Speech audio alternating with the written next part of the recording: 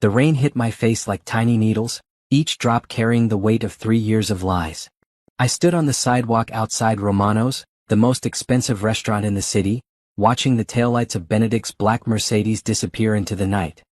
His mistress Stella sat in my seat, her blonde hair perfectly dry under the car's protection while I stood here soaking wet and humiliated. "This will teach you not to embarrass me in front of my business partners," he had said, his cold blue eyes showing no mercy as he handed his car keys to the valet. "Find your own way home, Adrian.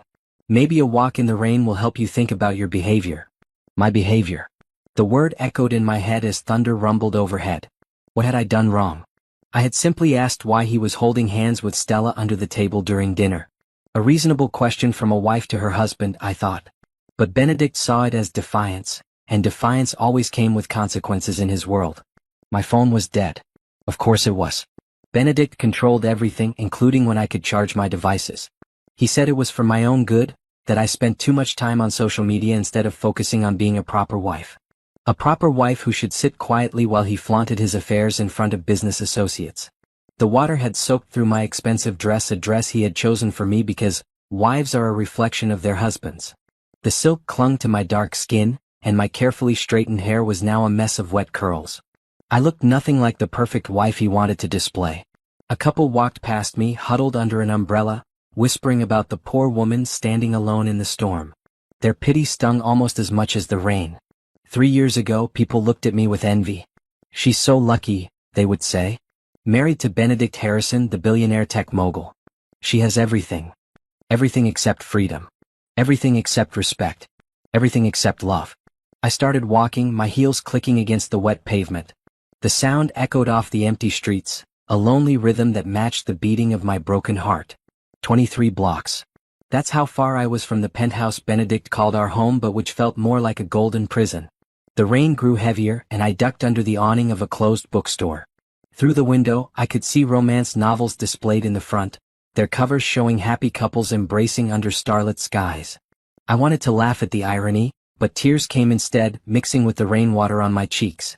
How had I become this person?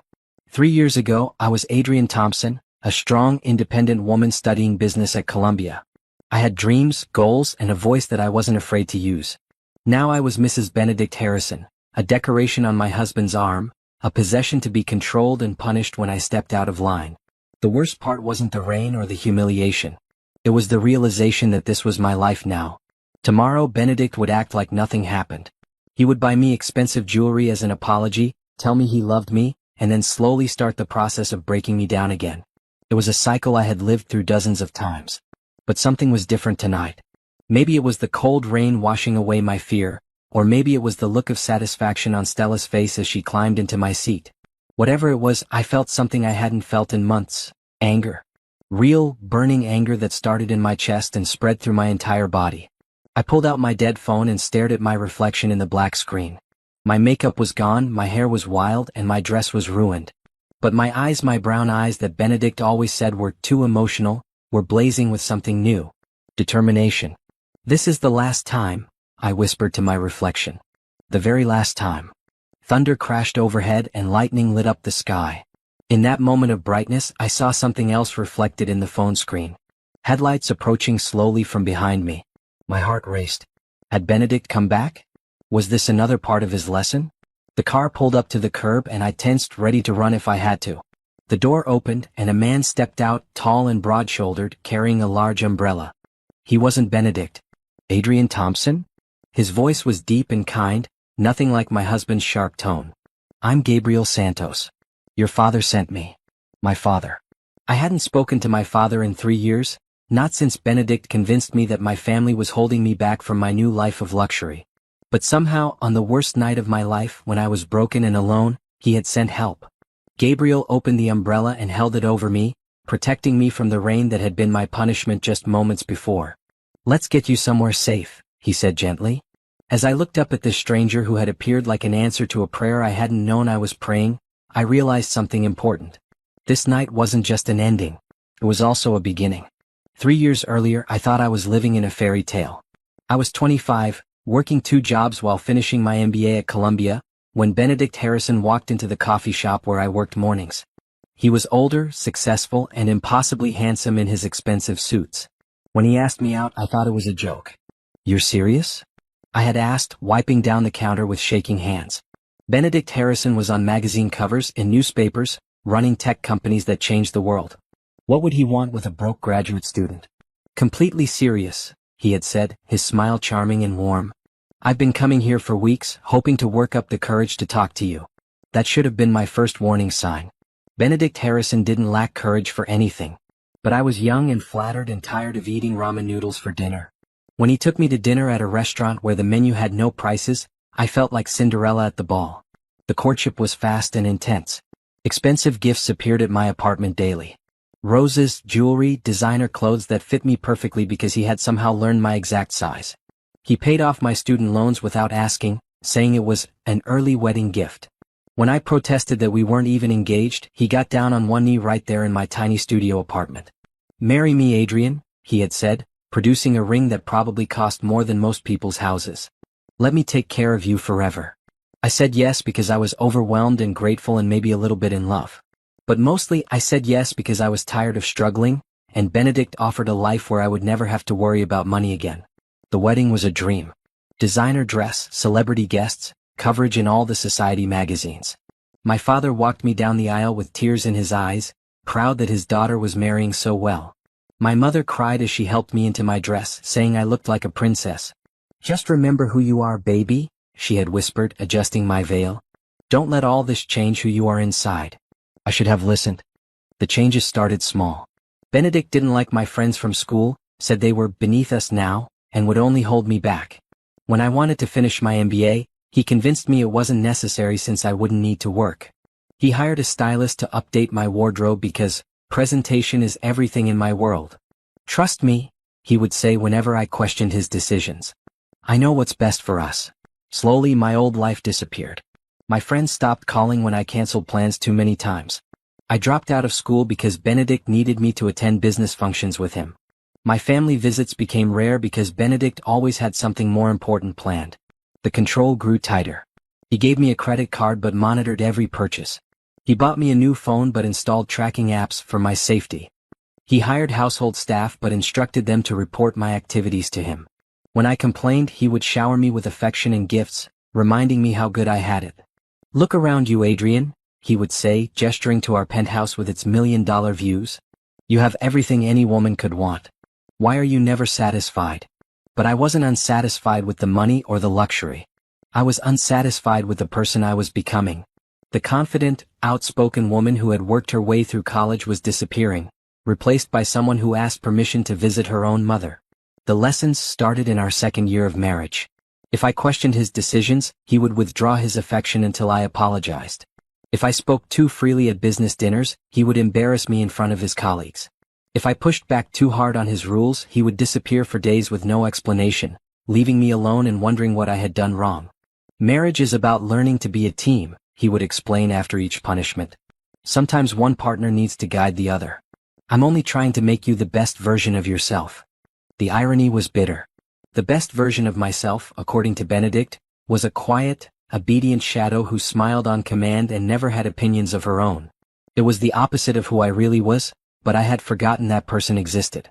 The affair started in year 3, or at least that's when I first noticed them. Late-night phone calls he took in private. Business trips that seemed to require very little actual business. Lipstick on his collar that wasn't my shade. When I confronted him, he turned it back on me.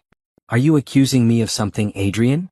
His voice was ice cold, the same tone he used with employees he was about to fire. "Because if you are, you better have proof. And if you don't have proof, then you're just being a paranoid, jealous wife." I didn't have proof. I had instincts and observations and a growing certainty that the man I married was not who I thought he was. But Benedict had taught me not to trust myself. He had spent 3 years convincing me that his judgment was better than mine, that my feelings were wrong, that my perceptions were flawed. So I stayed quiet. I played the perfect wife at business dinners while he held hands with other women under the table. I smiled for photographs while he whispered sweet words to his secretary. I accepted his explanations for why he came home late smelling like someone else's perfume. Until tonight. Tonight, when he left me standing in the rain like I was nothing more than garbage to be discarded. Tonight, When I finally remembered who I used to be before I became Mrs. Benedict Harrison. Tonight, everything changed. The moment I realized my marriage was over happened 3 days before the rain. I was cleaning Benedict's study, something the housekeeper wasn't allowed to do because of sensitive business documents, when I found the photographs. They were tucked inside a business folder labeled Quarterly Reports, but they weren't charts or graphs. They were pictures of Benedict with Stella, his business associate, whom I had met at several company functions. In the photos, they were kissing on a beach somewhere tropical, her engagement ring catching the sunlight as she wrapped her arms around my husband's neck. Engagement ring. I sat down hard in Benedict's leather chair, the photos scattered across his mahogany desk like evidence in a crime scene. My hands shook as I picked up each one, studying them like they might somehow explain how my life had become such a lie. There was Benedict proposing to another woman on the same beach where he had taken me for our first anniversary. There was Stella wearing a diamond that looked suspiciously like the family heirloom Benedict claimed had belonged to his grandmother. How long had this been going on? How many of his business trips had been romantic getaways with her? How many times had he come home to me after spending days with the woman he actually wanted to marry? The worst photo was at the bottom of the stack. Benedict and Stella in what looked like a lawyer's office signing papers. She was laughing at something he was saying, and he was looking at her the way he used to look at me in those first few weeks of our relationship. Like she was the most fascinating person in the world. I was still sitting there, staring at the evidence of my husband's double life, when he walked into the study. He saw the photographs immediately, his face going through a series of expressions before settling on anger. "You went through my private papers?" His voice was quiet, controlled, more dangerous than if he had been yelling. "After I explicitly told you this room was off limits? You're engaged to someone else." I held up the beach proposal photo with a surprisingly steady hand. "You're planning to marry her while you're still married to me." Benedict walked around the desk slowly, like a predator circling prey. "Those are business documents, Adrian. Stella is helping me with a complicated merger that requires us to appear closer than we actually are. It's all for show." Even 3 years ago, I wouldn't have believed such an obvious lie. But 3 years of being told my perceptions were wrong had trained me to doubt myself.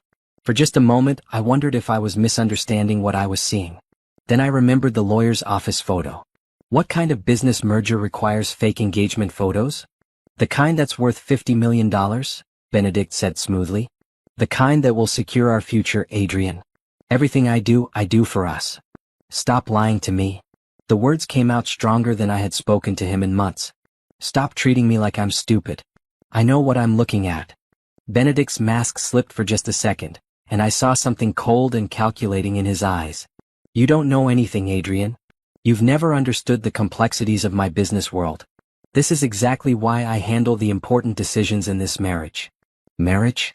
I stood up, the photograph still clutched in my hands. "What marriage? You mean this arrangement where you control every aspect of my life while secretly planning a future with someone else?" "I control things because you can't handle them," Benedict snapped, his patience finally breaking. "Look at you right now. You find a few pictures and immediately jump to the worst conclusions. This is why I don't involve you in my business affairs." But I was done being gaslit. 3 years of doubt and self-questioning crystallized into a moment of perfect clarity. "These aren't business affairs, Benedict. This is you having an actual affair while lying to my face about it." "Prove it." The challenge was sharp and cold. "If you're so certain I'm lying, prove it. Get a divorce lawyer. Try to take me to court. See how far you get when everyone knows you're just a paranoid wife who couldn't handle her husband's success." The threat was clear. Benedict had money, power, and lawyers who could destroy me in court. I had nothing but suspicions and a few photographs that he could probably explain away to a judge. In that moment, I realized how completely trapped I was. "I want you to get rid of those pictures," Benedict said, his voice returning to its usual controlled tone. "And I want you to apologize for violating my privacy. Then we're going to forget this conversation ever happened." I stared at him, this man I had once thought I loved, and saw him clearly for perhaps the first time. He wasn't going to admit the truth. He wasn't going to end his relationship with Stella. He wasn't going to change. He was going to continue living his double life while expecting me to play the role of the obedient wife who asked no questions. "No," I said quietly. "Excuse me? No. I'm not getting rid of the pictures. I'm not apologizing. And I'm not forgetting about this." Benedict's face darkened. "Adrian, you're making a very serious mistake. You have a good life here.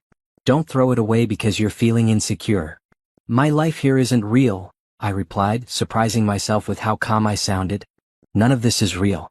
This marriage, this house, this person you've turned me into, none of it is real. For the next 3 days, Benedict implemented what he called natural consequences for my behavior. He froze my credit cards. He had the household staff monitor my activities and report back to him. He scheduled business dinners every night and left me at home, alone with my thoughts and the growing certainty that I needed to find a way out. Then came tonight. The business dinner where he held hands with Stella under the table while I sat across from them, forced to smile and make small talk. When I quietly asked him to stop, he leaned over and whispered, "You're embarrassing yourself, Adrian. Control yourself." When I couldn't stay silent any longer and said, "Could you please not hold hands with her in front of me?" Benedict's response was swift and humiliating. "Gentlemen," he said to his business associates, "I apologize for my wife's behavior. She's been under some stress lately and it's affecting her judgment. I think it's best if she heads home early." Then he stood up, threw his napkin on the table and walked out of the restaurant. I sat there for a moment, mortified, before realizing he expected me to follow him outside so he could deliver whatever punishment he had planned for my outburst. Instead of the usual lecture in the car, he left me in the rain. But as I stood under that bookstore awning, soaked and shivering, I realized something important. Benedict's cruelest punishment had actually been a gift. For the first time in 3 years, I was alone with my thoughts, away from his manipulation and control. And in that solitude I remembered who I used to be. I remembered Adrian Thompson, the woman who wouldn't have tolerated this treatment for 5 minutes, let alone 3 years. That woman was still inside me somewhere. And she was ready to fight back. Gabriel Santos was nothing like I had imagined when I pictured a bodyguard.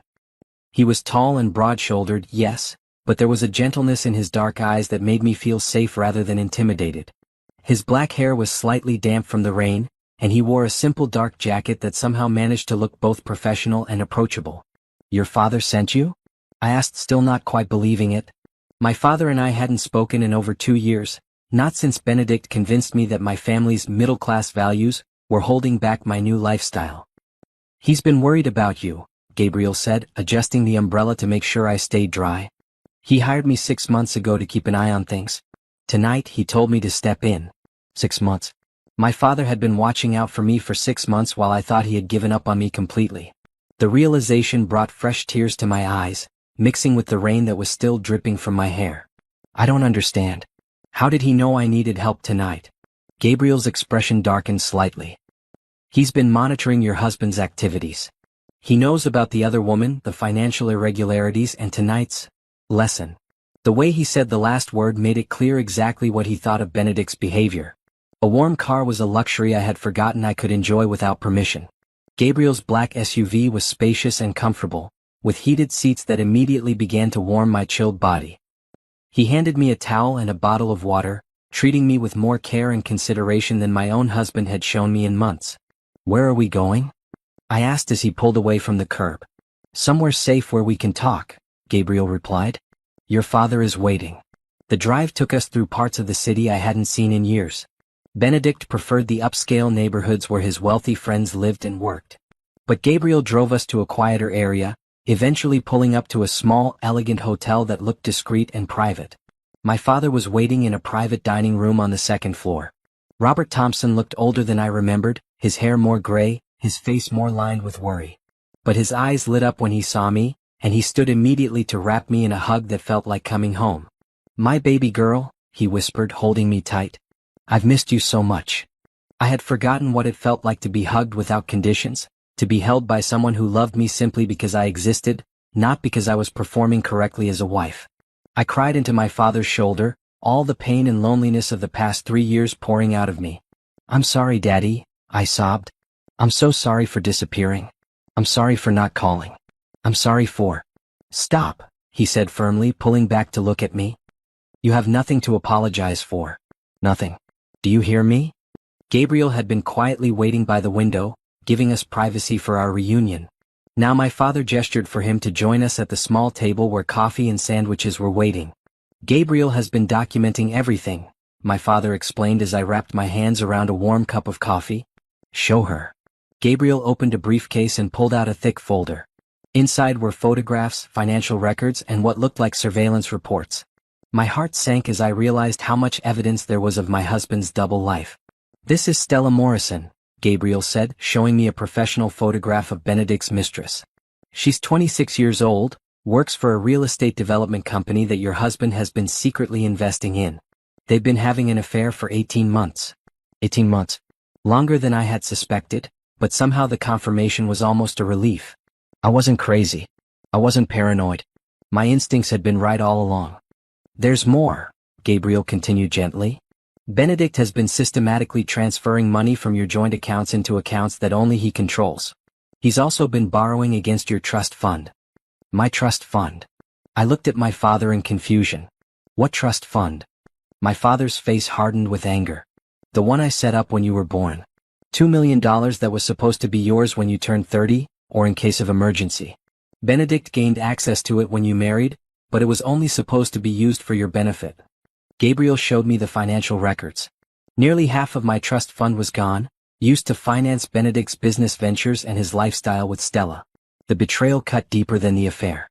He hadn't just cheated on me emotionally, he had been stealing from me financially. "Why didn't you tell me about the trust fund?" I asked my father. "I thought you knew. It was mentioned in the prenuptial agreement." My father looked confused, then angry. "You did sign a prenup, didn't you?" I shook my head. "Benedict said it wasn't necessary since we were going to be together forever. He said asking for a prenup would show that I didn't trust him." My father and Gabriel exchanged a look that made my stomach drop. "What? What aren't you telling me?" Gabriel pulled out another set of documents. "Benedict has been planning to divorce you for months. He's been building a case that you're mentally unstable, financially irresponsible, and unfit to receive any significant settlement." The room spun slightly as the full picture became clear. Benedict hadn't just been having an affair. He had been systematically destroying my reputation and stealing my money in preparation for leaving me with nothing. Tonight's humiliation in the rain wasn't random cruelty, it was part of a calculated plan to break me down completely. "He's been recording your conversations," Gabriel continued, his voice gentle but firm. "Installing cameras in your home.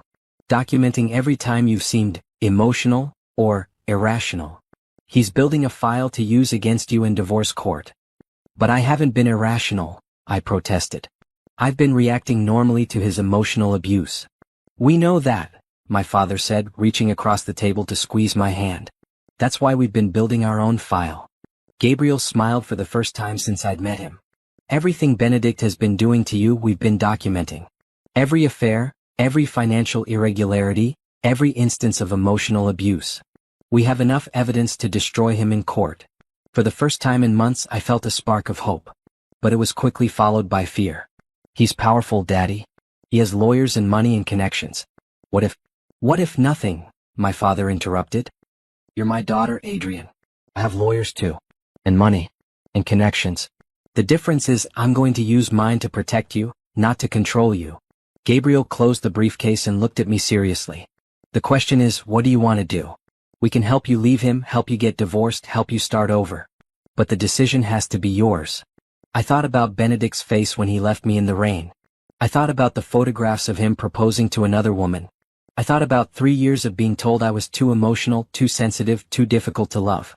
Then I thought about who I used to be before I became Mrs. Benedict Harrison. "I want my life back," I said firmly. "I want to leave him, and I want to make sure he can't hurt anyone else the way he's hurt me." My father smiled, looking proud for the first time in years. Gabriel nodded, already reaching for his phone. "Then let's get started," Gabriel said. "But first we need to get you somewhere safe. Benedict can't know about any of this until we're ready." As we prepared to leave the hotel, I caught sight of myself in a mirror. My hair was starting to dry into its natural curls, my makeup was completely gone, and I was still wearing the expensive dress Benedict had chosen for me. But something in my eyes was different. For the first time in 3 years I looked like myself again. The safe house was a modest apartment across town, nothing like the luxury penthouse I had called home for 3 years. But it was mine, at least temporarily, and that freedom felt better than all the marble and gold in Benedict's world. Gabriel had stayed with me through the night, sleeping on the couch while I lay awake in the small bedroom, processing everything I had learned. My father had gone home to maintain normalcy, but he promised to return first thing in the morning with more information. When sunrise came I felt different, stronger. Like I had been asleep for years and was finally waking up. "How are you feeling?" Gabriel asked, offering me a cup of coffee when I emerged from the bedroom. He had somehow managed to look completely put together despite sleeping on a couch, his dark hair neat and his clothes unwrinkled. Like I can breathe again, I said honestly. Is that strange? Not at all. You've been living in survival mode for a long time. It takes a while for your nervous system to realize you're safe. Gabriel spoke like someone who understood trauma, and I wondered what his story was. But before I could ask, my father arrived with breakfast and another briefcase full of documents. I've been busy, he said, kissing my cheek before settling at the small dining table. My lawyers worked through the night. What we found is worse than we thought. The new documents painted an even darker picture of Benedict's deception. He had been planning to have me committed to a private psychiatric facility, using the recordings and surveillance footage as evidence that I was having a breakdown. Once I was institutionalized, he would have had complete control over my finances and could have divorced me without any complications. He already has papers drawn up, my father said, his voice tight with anger. A psychiatric evaluation scheduled for next week, court orders prepared to have you committed for your own safety. The coffee turned bitter in my mouth. He was going to have me locked up? It's a common tactic among wealthy abusers, Gabriel explained. Gaslight their victims until they start to question their own sanity, then use that confusion as proof of mental illness. Benedict's been very careful about building his case. But we had been building a case too. The evidence Gabriel and my father had collected was extensive and damaging. Financial fraud, adultery, emotional abuse, and now conspiracy to have me falsely committed. Benedict's carefully constructed image as a successful businessman and devoted husband was about to crumble. There's something else, my father said, pulling out a photograph that made my blood run cold. Benedict isn't just planning to marry Stella. He's done this before. The photograph showed Benedict at another wedding, this one clearly from several years earlier. The bride wasn't someone I recognized, but the groom was unmistakably my husband, looking younger but wearing the same cold smile I knew so well. Her name was Caroline Webb, Gabriel said, consulting his notes. She was married to Benedict for 2 years, from 2015 to 2017. She died in a car accident 6 months before he met you. Died. The word came out as a whisper. Officially, yes. But Caroline's family never believed it was an accident. She had been talking to friends about leaving Benedict, said she was afraid of him. Then suddenly she lost control of her car on a mountain road. My hands started shaking. Are you saying he killed her? We don't have proof of that, my father said quickly. But Caroline's estate went entirely to Benedict as her widower. $50 million that he used to build his current business empire. The room felt too small, the air too thin. I stood up and walked to the window, staring out at the street below where normal people were living normal lives, unaware that monsters like Benedict existed in the world. The car accident couldn't be investigated properly because Benedict had the car destroyed immediately, Gabriel continued. He claimed he was too grief-stricken to keep it. But Caroline's brother always suspected something was wrong. Why are you telling me this? I asked, still facing the window. Because you need to understand how dangerous he is, my father said gently. And because Caroline's brother has been looking for evidence against Benedict for years. He wants to help. I turned around to face them. What kind of help? Gabriel opened his laptop and showed me a video call screen. A man who looked to be in his 40s appeared, with kind eyes and a determined expression. Adrian, he said, I'm Michael Webb, Caroline's brother. I'm sorry we're meeting under these circumstances, but I'm glad Gabriel finally made contact. I'm sorry for your loss, I said, not knowing what else to say to a man whose sister might have been murdered by my husband. Thank you. I want you to know that everything you're going through, Caroline went through too. The isolation, the control, the gradual destruction of your sense of self. Benedict is very good at what he does. What exactly does he do? I asked. He finds successful, independent women and systematically breaks them down until they're completely dependent on him. Then he takes everything they have and moves on to the next victim. The pattern was chillingly familiar. Caroline had been a successful interior designer with her own business when she met Benedict. Like me, she had given up her career to be his wife. Like me, she had been isolated from family and friends.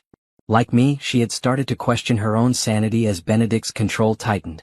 Caroline left me a letter, Michael continued, to be opened only if something happened to her. In it, she detailed Benedict's abuse and her plans to leave him. She was scared, but she was going to do it anyway. And then she died, I said quietly. 3 days before she was supposed to meet with her divorce lawyer. The coincidence was too convenient to ignore. My father and Gabriel had been right to get me away from Benedict as quickly as they did. If he was capable of killing his first wife to keep her from exposing him, what would he do to me? What's our next move? I asked, surprised by how steady my voice sounded despite the terror I was feeling inside. We document everything, file for divorce, and expose him publicly before he can retaliate, my father said. But first, we need to make sure you're completely safe. Gabriel stood up and moved to the window, scanning the street below like the professional bodyguard he was. Benedict will have noticed you didn't come home last night. He'll be looking for you. As if summoned by his words, my phone rang. Benedict's name appeared on the screen, and all three men looked at me expectantly. Answer it, Gabriel said. Act normal. Don't let him know anything has changed. I took a deep breath and accepted the call, putting it on speaker so the others could hear. Adrian, sweetheart, where are you? Benedict's voice was smooth and concerned, the perfect worried husband. I came home and you weren't here. I was worried something had happened to you after our little disagreement last night. Our little disagreement. He was minimizing leaving me in a thunderstorm as if it had been a minor marital spat. I'm fine, I managed to say. I stayed at a hotel. I needed some space to think. Of course you did. I understand completely. Why don't you come home and we can talk about this properly? I have some beautiful jewelry I think you'll love, and I thought we could plan a vacation. Just the two of us. The offer of gifts and a vacation was exactly what he had always done after his worst punishments. But this time I could hear the manipulation clearly, as if someone had turned up the volume on his lies. I need a few more days, I said. There was a pause, and when Benedict spoke again his voice was slightly different. Still controlled, but with an edge of something darker underneath. Adrian, I think you're not thinking clearly right now. This isn't like you. Why don't I send a car to pick you up? We can get you the help you need. The help I needed. The psychiatric commitment he had been planning.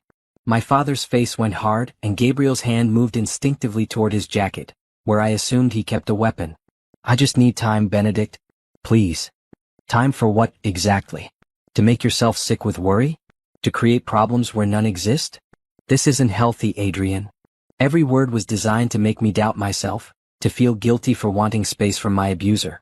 But surrounded by people who believed me and supported me, Benedict's manipulation felt powerless. I'll call you tomorrow, I said and hung up before he could respond. Gabriel was already on his phone, speaking in rapid, professional tones to someone about increasing security. My father was reviewing legal documents, preparing for what was clearly going to be a war. And I was standing in a modest apartment, finally free to make my own choices, planning to fight back against the man who had tried to erase my entire identity. For the first time in 3 years I felt like myself. And Adrian Thompson was ready for battle. 3 days into my new life of freedom, I woke up without the familiar knot of anxiety in my stomach. For 3 years, I had started every morning wondering what mood Benedict would be in, what rules I might accidentally break, what punishment might be waiting for me. Now I woke up thinking about my future instead of just surviving my present. Gabriel was in the kitchen making breakfast when I emerged from the bedroom. Over the past few days, he had proven to be the most considerate man I had ever met. He asked before. Changing the temperature, gave me space when I needed it, and never made me feel like I was a burden he had to protect. Any word from Benedict? I asked, accepting the cup of coffee he offered. He's been calling your father's office, demanding to know where you are. He's also hired a private investigator to find you. Gabriel's expression was serious but not worried. Don't worry. This place is completely secure, and we're monitoring all of his activities. My father arrived an hour later with our legal team and more evidence of Benedict's crimes. The pile of documents seemed to grow every day as investigators dug deeper into his financial dealings and personal history. We found 2 more women, one of the lawyers announced, spreading photographs across the dining table. Melissa Santos in 2010 and Patricia Chin in 2013. Both relationships followed the same pattern as yours and Caroline's. I studied the photographs of 2 beautiful, successful-looking women who could have been my sisters in suffering. What happened to them? Melissa left him and moved to Europe. She was willing to give up everything just to get away from him. Patricia. The lawyer hesitated. Patricia had a nervous breakdown during the divorce proceedings and was hospitalized for 6 months. Benedict got everything. The pattern was becoming clear. Benedict was a predator who specifically targeted strong, independent women, then systematically destroyed their confidence and independence until they were shells of their former selves. Those who tried to fight back were either driven to madness or worse. But we have something the others didn't, my father said firmly. We have time to prepare, evidence he doesn't know we have, and most importantly, we have you at full strength, ready to fight. Gabriel looked up from his laptop. We also have something else. Benedict's business is in more trouble than he's been letting on. The SEC is investigating several of his companies for fraud. If we time this right, his personal and professional worlds will collapse simultaneously. The plan they had developed was comprehensive and ruthless. While Benedict thought I was having a breakdown somewhere, we would be quietly filing divorce papers, freezing contested assets, and preparing to expose his crimes both legally and publicly. By the time he realized what was happening, it would be too late for him to retaliate effectively. What about Stella? I asked. Does she know what he's really like? Gabriel pulled up surveillance photos of Benedict and Stella together. In every image, she looked perfectly happy and confident, nothing like the broken woman Benedict had tried to make me become. Stella Morrison is different from his usual victims, Gabriel explained. She's not independently wealthy or particularly successful. She's beautiful and ambitious, but she needs Benedict more than he needs her. She's probably hoping to be the next Mrs. Benedict Harrison. Should I warn her? I asked, then immediately wondered why I cared about protecting the woman who had been sleeping with my husband. Absolutely not, my father said firmly. Stella made her choice when she decided to have an affair with a married man. Let her discover Benedict's true nature on her own. Gabriel looked at me with something like admiration. The fact that you even thought about warning her shows what kind of person you are, Adrian. Benedict tried to break that compassion, but he failed. Over the next few hours, we finalized the timeline for my escape from Benedict's control. In 1 week, I would file for divorce and request a temporary restraining order. Simultaneously, the evidence of his financial crimes would be turned over to the authorities. His business empire would be frozen while under investigation, and his personal assets would be tied up in divorce proceedings.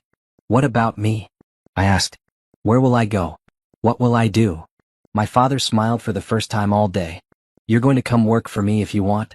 I know you never finished your MBA, but you have more practical business sense than most people with advanced degrees.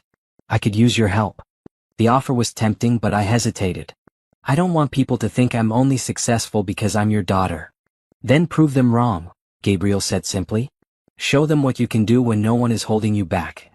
That afternoon, while my father and the legal team continued their preparations, Gabriel and I went for a walk in a nearby park. It was the first time I had been outside without permission in 3 years, and the freedom was intoxicating. Can I ask you something? I said as we sat on a bench overlooking a small pond. Anything. Why did you become a bodyguard? You don't seem like the typical security type. Gabriel was quiet for a moment, watching a family of ducks swim across the pond. I was a police officer for 8 years. I specialized in domestic violence cases. I saw too many women who didn't get help in time. Like Caroline? Like Caroline. Like a dozen others who didn't make it out alive. He turned to look at me, his dark eyes serious.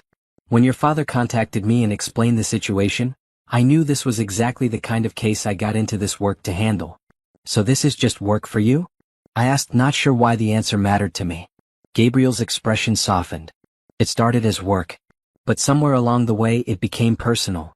Before I could ask what he meant, his phone rang. It was the private investigator who had been monitoring Benedict's activities. He's on the move, Gabriel said after ending the call. Benedict is coming to look for you personally. He's been to 3 hotels already today. My stomach dropped. He won't find this place, will he? No, but we need to be extra careful for the next few days. No more walks in the park until this is over. As we hurried back to the safe house, I felt the familiar anxiety creeping back. Benedict was out there, searching for me, probably furious that his control was slipping.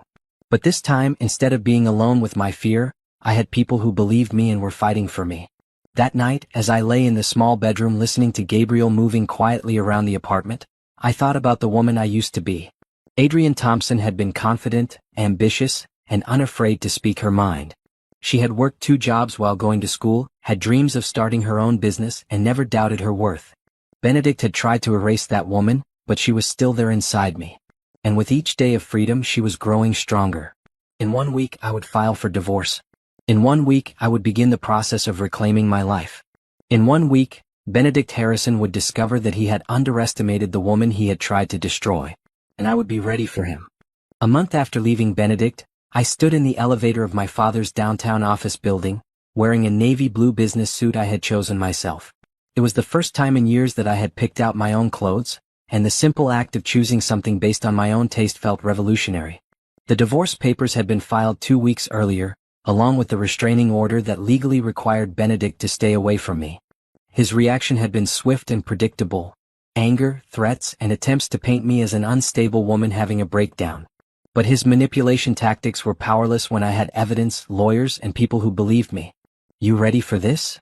Gabriel asked as the elevator reached the 32nd floor. He had been by my side through every legal meeting, every court appearance, and every moment when I doubted my strength to see this through. "I think so," I said, smoothing my skirt nervously. Starting work at my father's investment firm felt like stepping back into my old life, but I was a different person now. Stronger in some ways, wounded in others, but definitely myself again. My father met us at the elevator with a smile that reminded me of childhood mornings when he would drive me to school. "Welcome to Thompson Financial, Miss Thompson," he said formally, then broke character to hug me tight. "I'm so proud of you, baby girl." The corner office he had prepared for me overlooked the city, with a view that included the building where Benedict's company was headquartered. I could see the windows of his penthouse office, where he was probably dealing with the SEC investigation that had been launched based on our evidence. "Is it weird being able to see his building from here?" Gabriel asked, joining me at the window. "Actually, it's perfect," I said, surprising myself with how calm I felt. "I want to be able to see his world crumbling from up here." My new job was challenging and energizing in ways I had forgotten were possible. My father had put me in charge of researching potential new investments, using the business skills I had been developing before Benedict convinced me I didn't need an education. It felt like flexing muscles I hadn't used in years. Gabriel had rented an apartment in the same building as mine, close enough to maintain security but far enough to give me privacy. Our relationship had evolved from bodyguard and client to something more complex, built on shared experiences and genuine affection that grew stronger every day. "You don't have to keep protecting me," I told him one evening as we shared dinner in my new apartment. "Benedict is facing criminal charges. The restraining order is in place. I'm safe now." "I know," Gabriel said, reaching across the table to touch my hand. "But I'm not staying because you need protection anymore, Adrian. I'm staying because I don't want to be anywhere else." The admission hung in the air between us, full of possibility and promise. After 3 years of marriage to a man who controlled every aspect of my life, the idea of a relationship based on choice rather than control felt almost too good to be real. "I care about you too," I said quietly. "But I need to figure out who I am when I'm not someone's wife. I need to be sure I'm choosing you because I want to, not because I'm afraid to be alone." Gabriel smiled, understanding lighting up his eyes. "Take all the time you need. I'll be here when you're ready." 2 weeks later, Benedict made his final desperate attempt to regain control over me. I was leaving work late when I saw him waiting by my car in the parking garage, violating the restraining order with a recklessness that showed how desperate he had become. "Adrian," he said, stepping forward as I approached. "We need to talk." I stopped walking but didn't retreat. A month of freedom had restored my confidence, and Benedict no longer had the power to intimidate me. "You're not supposed to be here, Benedict. You're violating a court order." "I'm trying to save our marriage," he said, and for a moment he almost looked like the charming man I had fallen in love with years ago. "I know I made mistakes, but we can work through this. Come home with me tonight and I'll prove to you that I can change." "I've seen your idea of change," I replied calmly. "It involves having me committed to a psychiatric facility so you can steal the rest of my money." Benedict's mask slipped, revealing the cold anger underneath. "You ungrateful little, do you know what you're throwing away? I made you somebody, Adrian. Without me, you're nothing but another middle-class girl with mediocre dreams." "You're right," I said, surprising him with my agreement. "Without you I am just Adrian Thompson. And that's exactly who I want to be." Benedict stepped closer, his voice dropping to the threatening tone I remembered from our worst fights. "You think you're safe because of some pieces of paper and your daddy's lawyers? I made you, Adrian, and I can destroy you. I know things about you that—" "That what?" I interrupted. "That I believed your lies for 3 years? That I let you isolate me from everyone who loved me? That I almost let you convince me I was crazy? I should have had you committed when I had the chance," Benedict snarled, abandoning all pretense of being a concerned husband. "You're sick, Adrian. Paranoid and delusional. No court will believe your word against mine." "They already have," I said simply. Gabriel appeared from behind a concrete pillar, moving with the quiet efficiency that made him so good at his job. Behind him were two police officers, who had been monitoring the parking garage after I reported seeing Benedict in the area. "Mr. Harrison," one of the officers said, "you're under arrest for violating a restraining order." As they handcuffed Benedict and read him his rights, he looked at me with a hatred so pure it was almost frightening. "This isn't over, Adrian. You'll come crawling back to me when you realize what a mistake you've made." "Goodbye, Benedict," I said calmly. "I hope you get the help you need." Watching him being led away in handcuffs, I felt something I hadn't experienced in years: complete and total freedom. Not just from Benedict's physical presence, but from his psychological control. The last thread connecting me to the woman I had been as his wife was finally severed. Gabriel drove me home in comfortable silence, understanding that I needed time to process what had just happened. In my apartment, I stood at the window looking out at the city lights and realized that for the first time in 3 years, I was looking at a future that belonged entirely to me. "How do you feel?" Gabriel asked, joining me at the window. "Free," I said, leaning against his solid presence. "Completely free." That night, as I fell asleep in my own bed in my own apartment, I thought about the woman I had been when I first met Benedict. Adrian Thompson had been strong and independent, but she had also been naive about the ways that love could be used as a weapon. The woman I was now, the woman I was becoming, was stronger. She had survived betrayal and abuse and had fought her way back to freedom. She knew the difference between love and control, between partnership and possession. And she was ready to write the next chapter of her life. Benedict's arrest for violating the restraining order should have been the end of our story, but I underestimated how desperate a man becomes when he loses everything. While he was released on bail pending trial, his business empire was collapsing around him. The SEC investigation had frozen his assets, several business partners had cut ties, and the media had picked up the story of the tech mogul accused of financial fraud and domestic abuse. I learned about his latest scheme from Gabriel, who had maintained his network of contacts monitoring Benedict's activities even after the arrest. "He's liquidating everything he can get his hands on," Gabriel told me during our morning coffee routine. "Selling art, jewelry, even furniture from the penthouse. And he's been meeting with some very questionable people." "Questionable how?" I asked, though part of me didn't want to know. "The kind who specialize in making problems disappear," Gabriel said carefully. "My contact at the police department thinks Benedict is planning something desperate." That afternoon, while I was at work reviewing investment portfolios, my assistant knocked on my office door with a concerned expression. "Miss Thompson, there's a woman here to see you. She says it's about your husband." Stella Morrison looked different than she had in the surveillance photos. Thinner, tired, with the kind of haunted look I recognized from my own mirror during the worst days of my marriage. She sat across from my desk wearing a designer dress that couldn't quite hide how much weight she had lost. "I know you probably hate me," she began without preamble, "but I need to warn you about something." "I don't hate you, Stella," I said honestly. "But I also don't trust you. What do you want?" "Benedict is planning to hurt you," she said, her voice barely above a whisper. "He's not rational anymore. He blames you for everything that's happened, and he's talking about making you pay for destroying his life." I leaned back in my chair, studying the woman who had been sharing my husband's bed while I thought I was losing my mind. "Why are you telling me this? And why should I believe you?" Stella's laugh was bitter and familiar. "Because I know what you went through. Because he's doing the same things to me now that he did to you. The control, the manipulation, the threats when I don't do exactly what he wants." "Then leave him," I said simply. "You think I haven't tried?" Stella's composure cracked, revealing the desperation underneath. "He has photographs of me, recordings of our conversations. He's threatened to ruin my career, to make sure I never work again if I leave him. You have lawyers and family to protect you. I have nothing." Despite everything she had done, I felt a stab of pity for this woman who was learning what I had learned too late. Benedict Harrison was a master at making women feel trapped. "What exactly is he planning?" I asked. Stella reached into her purse and pulled out a small recording device. "I've been documenting his threats just like you did. Listen to this." Benedict's voice filled my office, cold and calculating in a way that made my blood freeze. "Adrian thinks she's won because she has court orders and bodyguards. But accidents happen all the time. Car brakes fail. People fall downstairs.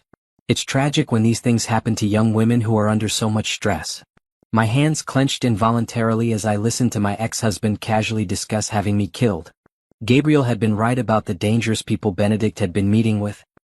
He's lost everything, Stella continued after turning off the recording. His businesses, his reputation, most of his money. In his mind, it's all your fault. He thinks if he can't have his old life back, at least he can make sure you don't get to enjoy yours. Why are you helping me? I asked again. What do you get out of warning me? Stella was quiet for a long moment, staring at her hands. Because I see myself in you and I hate what that means about me. I knew he was married when I started sleeping with him. I told myself it didn't matter because you probably didn't love him anyway. I made you the villain in my story so I could justify what I was doing. She looked up at me with tears in her eyes. But you're not a villain, are you? You're just another woman he destroyed. And if he kills you, I'll have to live with knowing I helped him do it. I studied Stella's face, looking for signs of deception or manipulation. But all I saw was a woman who had made terrible choices and was finally facing the consequences. What do you want me to do with this information? I asked. Take it to the police. Use it to put him away forever. And maybe... She hesitated. Maybe help me figure out how to get away from him safely. Against my better judgment, I found myself feeling sorry for Stella. She had been Benedict's accomplice in destroying my marriage, but she was also his victim in a different way. The cycle of abuse was designed to create more victims, not just destroy existing ones. I can't help you directly, I said finally. But I can give you the contact information for the lawyers and support services that helped me. What you do with that information is up to you. After Stella left with the recording and a list of resources, I called Gabriel immediately. The threat was real and imminent, and we needed to take action before Benedict could implement whatever plan he was developing. We're taking this straight to the police, Gabriel said after listening to the recording. This is a direct threat, and combined with his history of violence toward his first wife, it should be enough for an arrest warrant. That evening, as police officers arrested Benedict at his penthouse on charges of conspiracy to commit murder, I watched the news coverage from my apartment. The man who had once commanded respect in boardrooms and society gatherings was being led away in handcuffs, his carefully constructed image finally matching his true nature. How do you feel? Gabriel asked, settling beside me on the couch. Sad, I said, surprising myself. Not for him, but for the woman I was when I married him. She deserved so much better than what she got. Gabriel took my hand, intertwining our fingers in a gesture that felt natural and right. She got exactly what she deserved in the end. She got free. The next morning, I woke up to the news that Benedict had been denied bail. The judge had deemed him a flight risk and a danger to public safety, citing the recording and his history of suspicious deaths around his former wives. He would remain in jail until his trial, which could be months away. For the first time since leaving him, I felt truly safe. Not just physically protected, but emotionally free from the shadow of his influence. Benedict Harrison's power over me was finally, completely broken. And I was ready to discover who Adrienne Thompson could become when she was free to be herself. 6 months after Benedict's arrest, I sat in a federal courthouse watching the final act of his destruction unfold. The trial had been covered extensively by the media, turning Benedict's fall from grace into a cautionary tale about power, abuse, and the consequences of treating people as possessions rather than partners. The prosecution had built an overwhelming case. Financial fraud, domestic abuse, conspiracy to commit murder, and new evidence that strongly suggested he had been involved in Caroline's. Witness after witness took the stand to describe Benedict's pattern of manipulation and control, painting a picture of a man who had built his empire on the suffering of others. I had testified the week before, describing 3 years of psychological abuse and financial manipulation. It had been terrifying to face Benedict in court, to see him sitting at the defendant's table in an orange jumpsuit instead of his usual $1,000 suits. But it had also been liberating to finally tell my story publicly, to have my truth acknowledged and believed. Gabriel sat beside me in the courtroom gallery, providing silent support as we waited for the jury's verdict. My father was on my other side, having closed his office for the day to be present for the conclusion of our long fight for justice. Stella had testified as well, describing Benedict's threats and violent behavior in the months after I left him. She had taken my advice about getting legal help and was now in a witness protection program, starting over in a new city with a new identity. I hoped she would find the peace and healing that seemed to be eluding her. The jury had been deliberating for 3 days, which the lawyers said was actually a good sign. They were being thorough, considering all the evidence carefully rather than rushing to judgment. Has the jury reached a verdict? Judge Martinez asked as the 12 men and women filed back into the courtroom. We have, Your Honor, the foreman replied, standing with a piece of paper in his hands. I held my breath as the charges were read one by one. Financial fraud, guilty. Conspiracy to commit murder, guilty. Domestic abuse, guilty. Tax evasion, guilty. Each guilty verdict felt like a weight lifting from my shoulders, validation that everything I had suffered had been real and wrong and criminal. Benedict's face remained stone cold throughout the reading of the verdict, but I could see his hands clenching and unclenching under the table. Even now, he was probably plotting his appeal, convinced that somehow he could talk his way out of the consequences of his actions. The sentencing hearing was scheduled for the following month, but the judge denied bail once again, citing Benedict as a continued danger to public safety. As the bailiff led him away in shackles, Benedict turned to look directly at me for the first time since the trial began. His eyes were full of hate and rage, but underneath I saw something else: defeat. Benedict Harrison, who had controlled every aspect of his world for decades, was finally powerless. And he knew it. Outside the courthouse, reporters surrounded us with questions about how I felt about the verdict, whether I thought justice had been served, what my plans were for the future. Gabriel smoothly guided me through the crowd while my father handled the media with the skill of someone who had been dealing with business reporters for decades. Miss Thompson is pleased that justice has been served, my father told the cameras. She looks forward to putting this chapter of her life behind her and focusing on her future. That evening we celebrated at a small restaurant away from the media attention. It wasn't a wild party, but a quiet acknowledgement that a long, difficult journey was finally over. My father raised a toast to new beginnings and second chances, and I felt genuinely hopeful about the future for the first time in years. So what now? Gabriel asked as we walked along the riverfront after dinner, the city lights reflecting on the water. Now I live my life, I said simply. I keep working, keep growing, keep figuring out who I am when no one is trying to control me. Gabriel stopped walking and turned to face me. And where do I fit into that life? It was the question I had been expecting and dreading for months. Our relationship had grown deeper and more meaningful throughout the trial, but it had also been complicated by the circumstances that brought us together. How do you separate genuine feelings from gratitude and trauma bonding? I love you, I said, the words coming out more easily than I had expected. Not because you saved me from Benedict, but because of who you are when you're not saving anyone. You're kind and patient and you make me laugh. You respect my choices and you never try to control me. Gabriel's smile was radiant in the lamplight. I love you too, Adrian. I love your strength and your compassion and the way you fought for your freedom. I love that you're building a life based on what you want, not what someone else expects. So where do we go from here? I asked. Wherever we want, Gabriel said, taking my hands in his. We have time to figure it out together. 3 weeks later, Benedict Harrison was sentenced to 25 years in federal prison.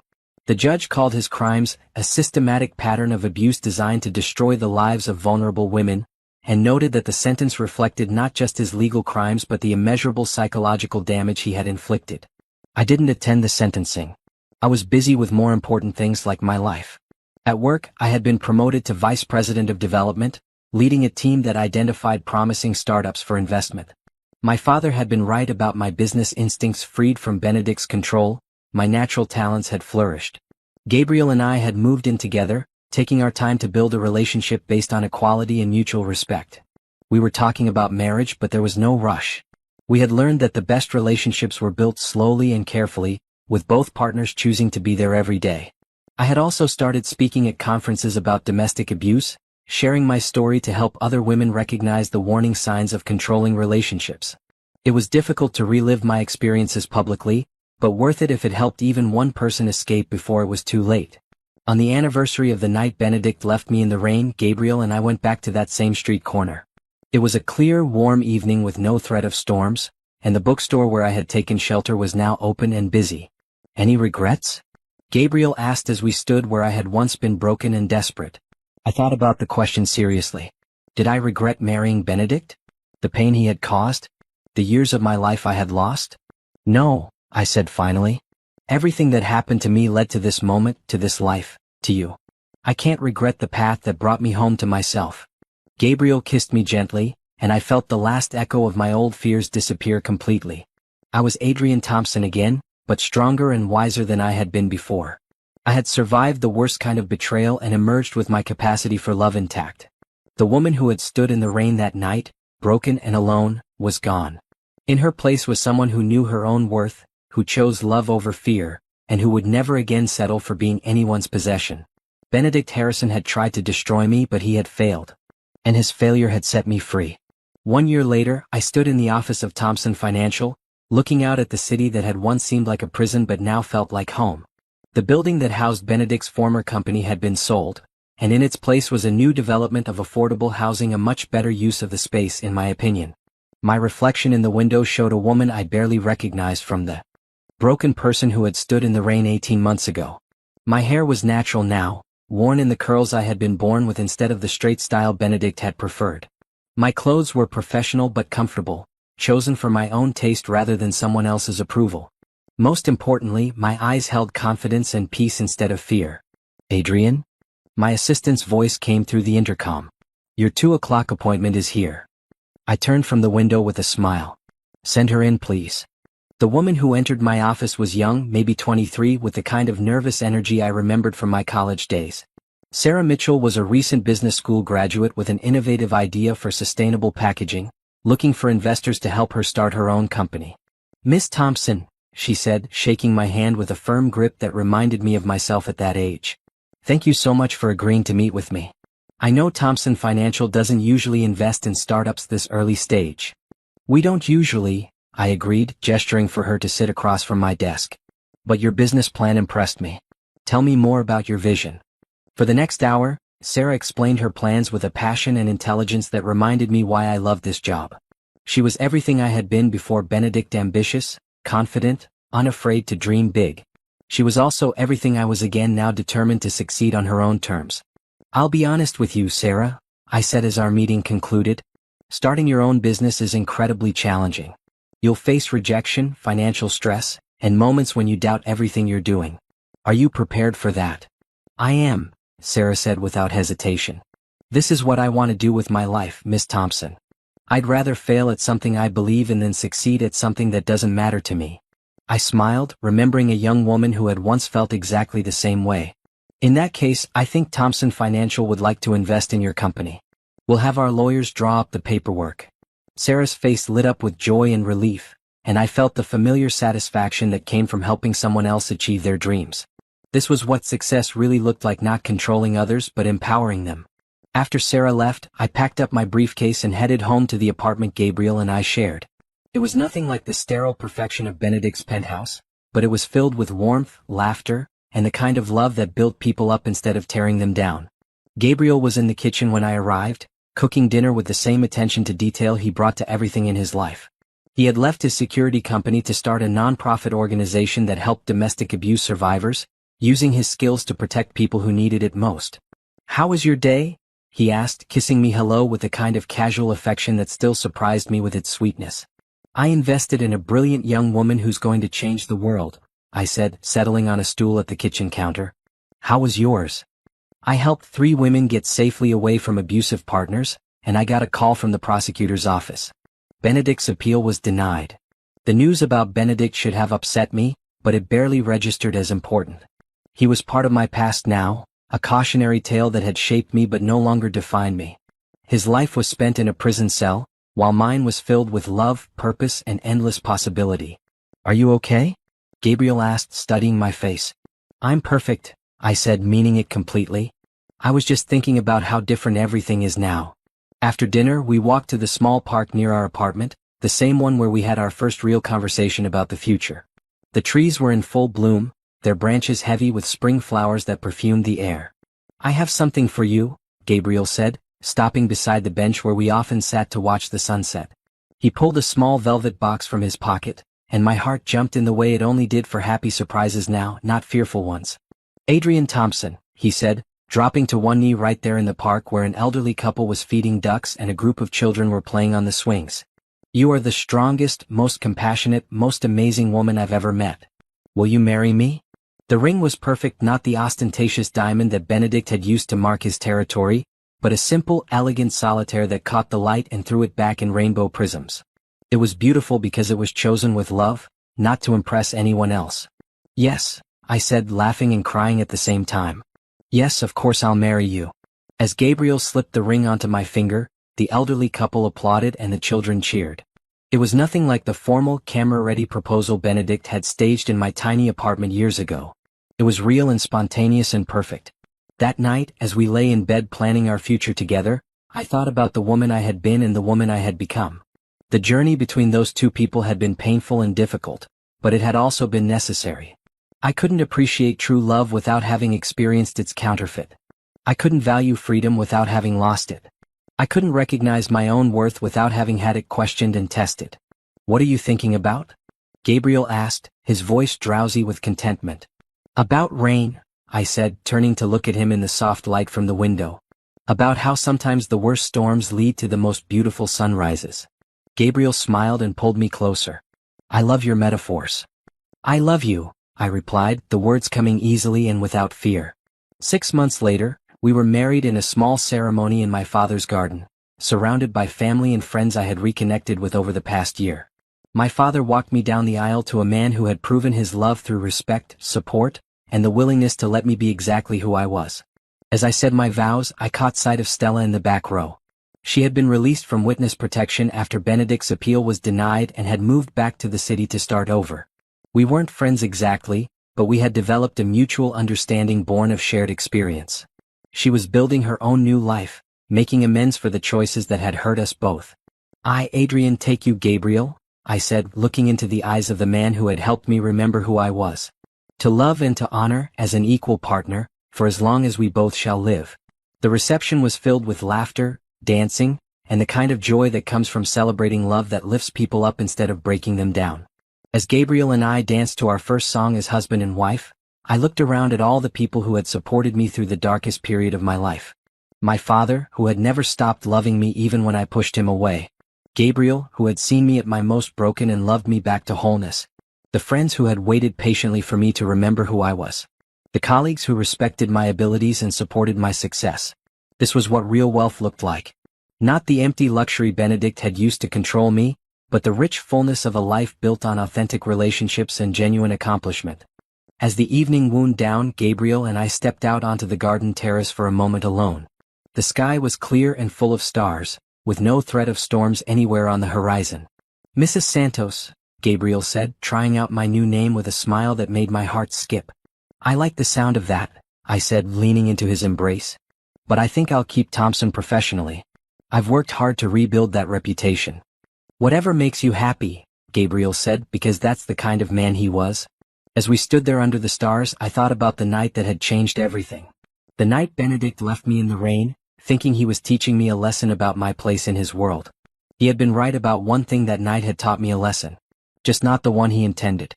It had taught me that I was stronger than I knew. That I deserved better than what he was giving me. That love should build you up, not tear you down. That freedom was worth any price I had to pay for it.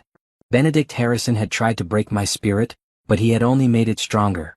He had tried to steal my identity, but he had only helped me rediscover it. He had tried to control my future, but he had only motivated me to claim it for myself. Standing in my father's garden, married to a man who loved me as an equal, successful in work that fulfilled me, surrounded by people who valued me for who I truly was, this was my revenge. Not destruction or cruelty, but the simple act of living well despite everything he had done to prevent it. I had survived Benedict Harrison's worst. I had reclaimed my name, my voice, and my power. I had learned the difference between love and possession, between partnership and control.